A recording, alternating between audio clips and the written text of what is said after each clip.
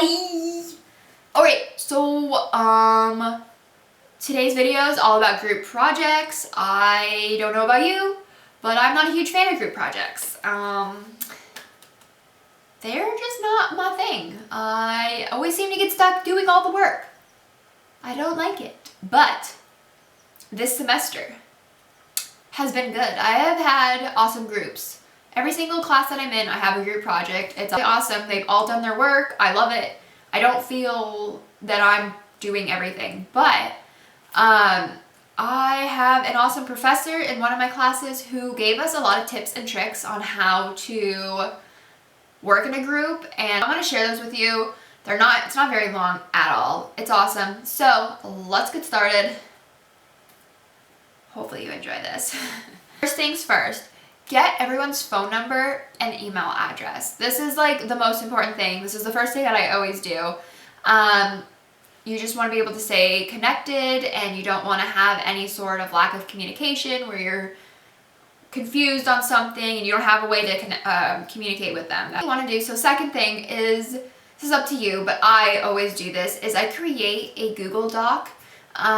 You will have this option to do this if you have a Gmail account, and it's if you go to your email page and it's up in the right hand corner, it's like little boxes, and you click it and it's a menu and it drops down and you can see Google Doc, and you click it and it will take you to a blank document, and you can share that. In the right hand corner it says share. You title it, and then you share it with as many people as you want through email, and then those people are able to edit the document and add things onto it as far as ideas, comments, and you guys can contribute all as a group. And let's say you have a outline that is due for your group presentation.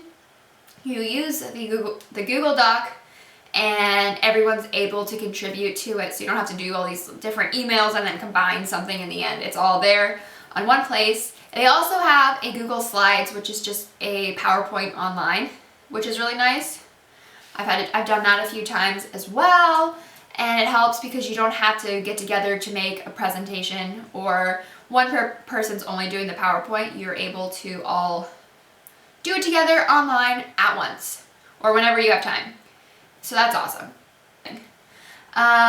Take the rubric or assignment that the professor has given you and go through it, understand it, go over it with your group, know what the expectations are for you, and decide as a group what your main goals are, and really understand one another and come to a agreement on it, and just listen to people.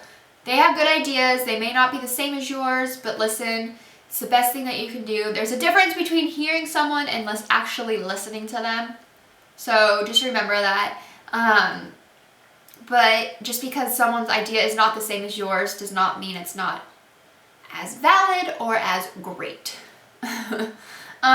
Doing with that rubric is, let's say there's 3 people in your group, and there's a intro, a body, and a conclusion that is needed for this project. Decide early on who is going to be doing what. You want to be able to write this down. I will post something down below. It's like an outline that you can write people's names in, of different assignments that you have given each person, so that you have it in writing and you know who's doing what as far as writing, research, who's presenting what. You just want to get it all out of the way so you don't have any questions in the end. And like I said, you don't want to have any questions of, but I thought so-and-so was going to do that. Like, why isn't it done yet? And they thought you were going to do it. So at least having it all written down, you won't have that to worry about, because everyone knows right away who is doing what. You want to then go over the deadlines for it, and you want to write those down, probably in a planner, or at least somewhere that you know that you'll remember them.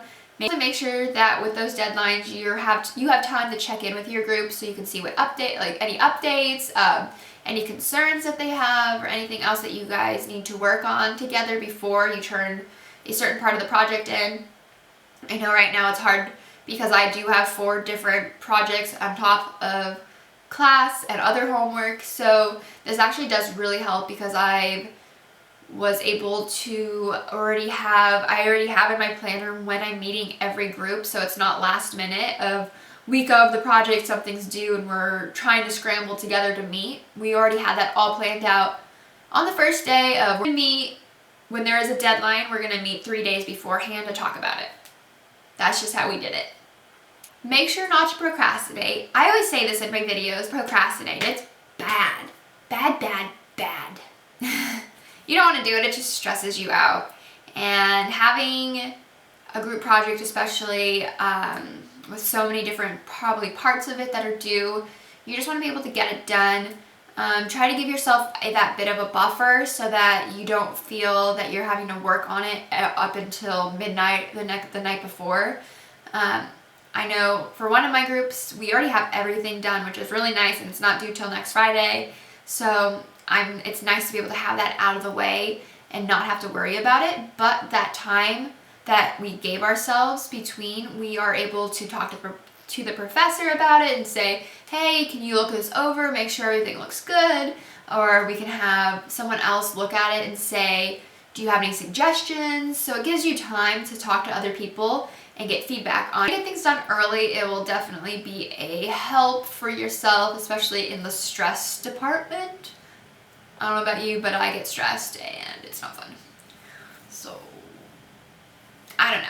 Anyways, so yeah. And then the last thing that I think is really important that my professor all told us is not to be afraid to go and talk to the professor if you feel that one or more of your group members is not doing their part. You don't have to feel that you're tattling on them at all. There's definitely ways to go about this without feeling that way. You can just go in looking for advice on how to motivate this person or how to talk to them to get them to realize that you really need them to contribute more. So yeah, there's definite ways on how to do all that, but hopefully these all made sense. It's really easy. Thank you for watching. I'll see you all next week. If I don't, hopefully I'll post. It's finals week, so it might be a little crazy, but I will try to post next week on Saturday like I always do. But thank you for watching, and I hope you enjoyed, and I will see you